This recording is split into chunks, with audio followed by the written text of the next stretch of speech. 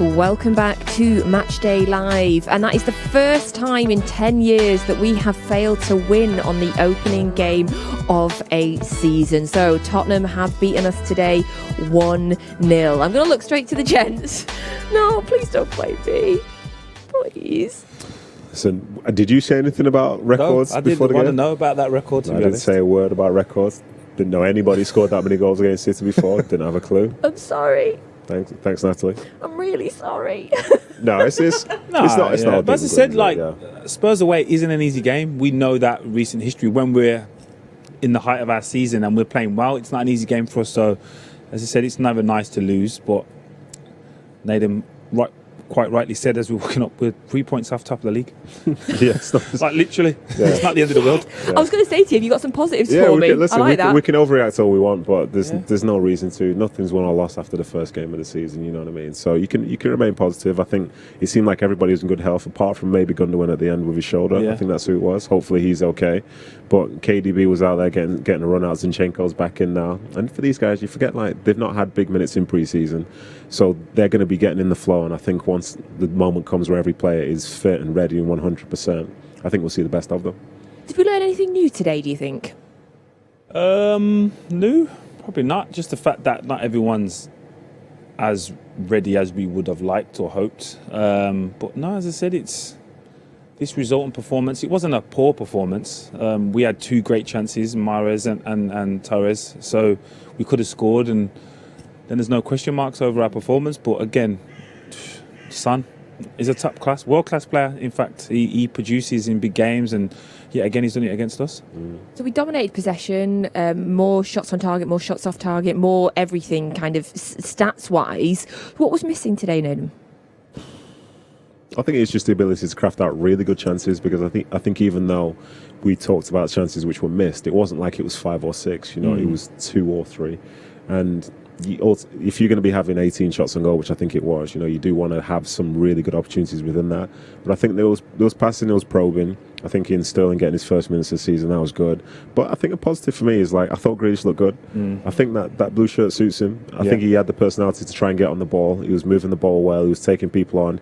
He was tracking back. He looked like he'd been part of that for a while. Yeah. And I think when things do settle down more and everybody has got their fitness, I think I saw enough potential today to see that, he's going to be worth every single one of those pounds. Will he be happy with that as a debut, do you think? No, because you want to win. The fact of it, regardless of how you perform, you want to win. That's the objective of the game. It's not about Jack Grealish playing well in his eyes or anyone else's eyes. It's about Man City winning, and we haven't done that today. So he'll be disappointed. He may not be as disappointed as if he doesn't play well, but there'll be times when he's probably less disappointed when we win and he doesn't perform. But like Nedum said, he looked comfortable out there. He didn't look like he was trying too hard, which was also a good sign. He doesn't look like he was trying to prove the price tag or the reason why we bought him. He looked like he was asked to do certain things. He looked to execute them, and positive performance for him, but again, negative result. In terms of the changing room right now, what do you imagine the atmosphere is like, or what do you think Pep is saying to them? I think one of the first things you have to sort of take on board is the fact as you walk off the field, there's probably 50, 60,000 people celebrating as you're walking off and being disappointed. So all your emotions are going to be heightened. It's not just silence and you can just take it all in. I think it makes you feel more frustrated. And I think for the players out there, I think they'd admit that it wasn't their best game. Not that they played badly, but it wasn't their best game. But you win and lose games on the details. And as they're going in, I think with this bunch of players, I think they're great at sort of having a reaction to negativity. So they know they can play better. And I expect in the next game they will play better. No one knows what the team will be. But this team has won things based on reacting to moments which are, where things aren't great. We look at them last year when they were struggling come October time, and the reaction they had then was incredible. So I think they're disappointed they've lost the first game, but they'll be looking forward to coming back to the Etihad, having a full stadium in there, and really try and sort of set the tone for the rest of the season. Yeah, next Saturday against Norwich. And as you say, we don't know what the team will be, but Joleon, are you expecting a lot of changes? Do you think Walker and Stones will get straight back into the team? I don't know. I don't know how they look in training, how close they are to maximum fitness. But also, you got to be careful, because if you do that after a defeat, as a defender, talking from experience, you feel like you're being dropped, regardless of that, regardless of what it may be for.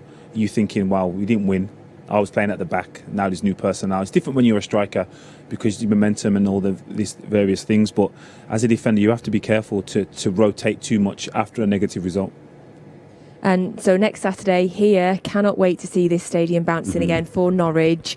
Norwich obviously got beaten over the weekend. What sort of game are you expecting from them next week and from us? Having seen Norwich in the Championship last year, they're a good team. They do have confidence, even though they lost that game to Liverpool. It wasn't like they were just comprehensively beaten in terms of the general play. So I think they'll be coming up here. And last time in the Premier League, they did beat City. They did beat them. So I remember, yes. So they'll be thinking about moments like that, knowing that it's going to be a tough game, but then also knowing that for City, this isn't probably going to be the best version of them that you'll play all season. So it's a good opportunity for them. But I think for City, as I say, it's about trying to control the game and being clinical, because I think when they are clinical up front and at the back, there's nobody in world football that I think that can touch them. And Norwich obviously were great in the Championship, won the Championship last year, have managed to hold on to so many of their key players, obviously lost a couple, but managed to hold on to sort of the core of the team. Coming here next week for us, have we got to win that next week, Joleon? I think it's different then when it's 6 points and then going into bigger games against bigger teams that are again fighting for the title. I think then it is more impactful, but I don't think you have to win any game this early in the season. You want to win them, of course, and there's so many more factors you have to consider. The facts of lads are only just coming back, like getting through till the first international break with no injuries is key, because the lads are going to go away again and obviously potentially come back having been here a week and then away for 2 weeks. So there's so many more factors than just the results to this stage of the season. Yes, we want to win and we're disappointed that we haven't today, but I think we have to take it as a bigger factor that it's one game in. And we've got a week now as well. So Pep had commented that the first time they'd all got together was Thursday.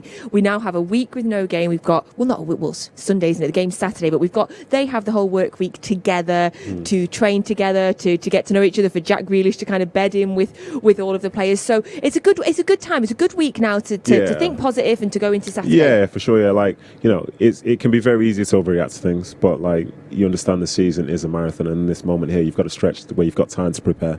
And even though, as I say, people did come back on Thursday, every day within that week can be used towards something which is going to be progressive. I think the sort of reason of not having time, it's going to disappear, and I think those players there, they'll get back to it. They'll be looking back at this game, trying to figure out what went wrong, what went right, and then getting in the flow, because this is a team, when they are in the flow, they are special. And when you do give them time to be able to find that flow, I expect a better performance next week and I expect more minutes from certain people. But, what do I know? Well, I think you know a lot. That's why we like to have you on this show. You're one of our favourites. So I'll just try and do whatever, Joleon. Whatever he says, I agree with. Isn't that right? So thank you so much. Thank you for joining us today, gents. It's been wonderful to see you. See you both. Let's finish on a positive from each of you. Positive from you, Joleon. We're 3 points off the top. Yeah. With 27 games to play. Yes. Oh, there's a chance. We've got a chance. Yes. We've got a big chance. For me, the new signings in. And you look really good. So I'm happy, yeah. Yes, right. So lots and lots of positives. Thank you very much for joining us on Matchday Live today. Big thanks to Joleon and Nedum for joining us today. We will be back next Saturday for the game against Norwich. Kyle Walker is here and he's joined by Darren Huckabee, the first time he's been on with us, and Richard Dunn. So you can catch that just before 2 p.m. Don't forget to get yourselves on City Plus, watch the incredible Together documentary, and you can also get the highlights of the game on that as well. And loads of other amazing documentaries. So thank you very much for joining us. Have a wonderful week, and we'll be back with you just before 2 o'clock next Saturday.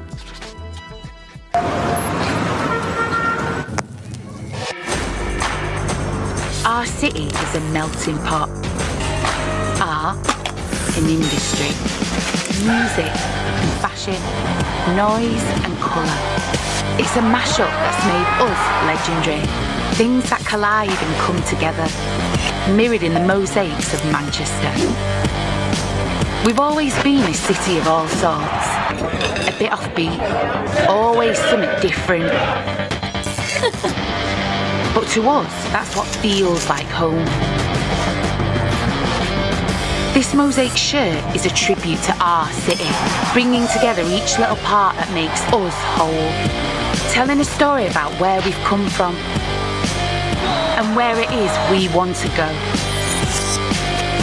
This is our city.